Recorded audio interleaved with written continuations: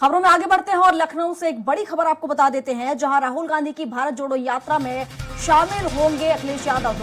राहुल गांधी की भारत जोड़ो न्याय यात्रा, जो कि भारत जोड़ो यात्रा की तर्ज पर निकाली जा रही है, और इसी यात्रा में शामिल होंगे अखिलेश यादव। तो अमेठी रायबरेली में राहुल गांधी के साथ अखिलेश यादव शामिल होंगे।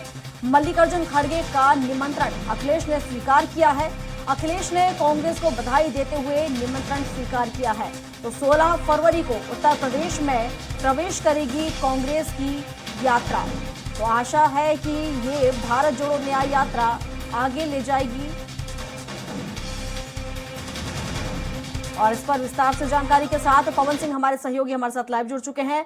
पवन, भारत जोड़ो न्याय यात्रा जो कि निकाली जा रही है राहुल गांधी की, उसमें अब बताया जा रहा है कि सपा प्रमुख अखिलेश यादव भी शामिल होंगे। क्या अपडेट है इसको लेकर?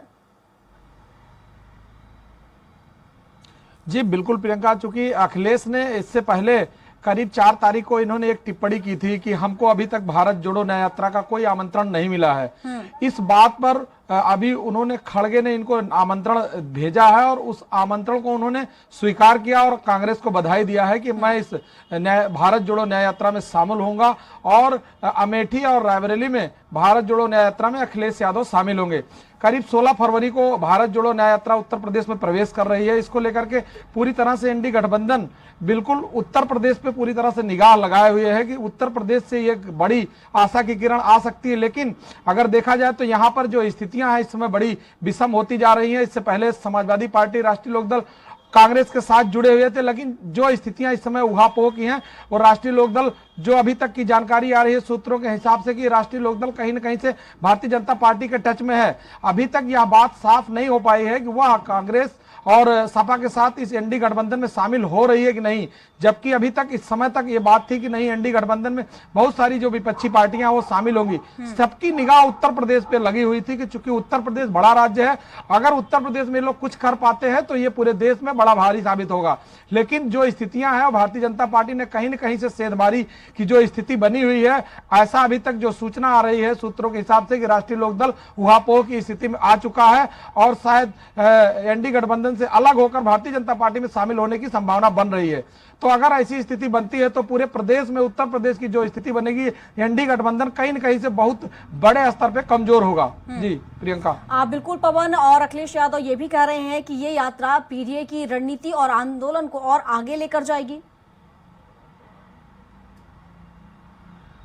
जी बिल्कुल, अखिलेश यादव और कांग्रेस, राहुल गांधी दोनों लोग इस बात को लेकर के पूरी तरह से चिंतित थे। पूरे देश में जो भी दल है, जो विपक्षी दल है, उनको एकजुट करके और एक पायदान पर एक बड़ी जो है स्थिति क्रिएट करने का था कि बीजेपी के सामने एक बड़ा जो है एक टास्क खड़ा करना चाहते थे। लेकिन अभी तक की जो स्थितियां बन पा रही हैं, चूंकि इतना दिन से इन लोगों की जो मीटिंग चल रही है, बैठक चल रही है, उसमें कोई सही निर्णय नहीं ले पाए। कहीं सीटों को लेकर के, कहीं पार्टी को वर्चस्व को लेकर के, कहीं किसी को मिलने को लेकर के। तो ऐसी स्थिति में अभी तक जब किसी निर्णय पर यह एनडीए गठबंधन नहीं पहुंचा, तो आज चूंकि सामने 2024 का इलेक्शन मात्र कुछ दिन बाद ही जो है आचार संहिता की घोषणा होने वाली है, तो अभी तक की जो रणनीति तय नहीं हो पाई। तो इसको लेकर के अखिलेश कह जरूर रहे, लेकिन जो स्थितियां हैं वो काफी विषम बनती जा रही हैं। क्योंकि उत्तर प्रदेश की जो स्थिति थी इससे पहले कि बसपा, सपा और राष्ट्रीय लोकदल मिलकर कांग्रेस के साथ उत्तर प्रदेश में शिकस्त देंगे, लेकिन जो स्थितियां बनी कि समाजवादी पार्टी और कांग्रेस ही लगता है बचेंगी, चूंकि राष्ट्रीय लोकदल की भी जो स्थितियां हैं वो अभी तक उहापोह की बनी हुई हैं। प्रियंका। आप बिल्कुल पवन, यानी ये कह सकते हैं लोकसभा चुनाव जैसे जैसे नजदीक आ रहा है, कहीं ना कहीं इंडिया गठबंधन मजबूत होने की कोशिश कर रहा है और उसकी एक पहल कह सकते हैं।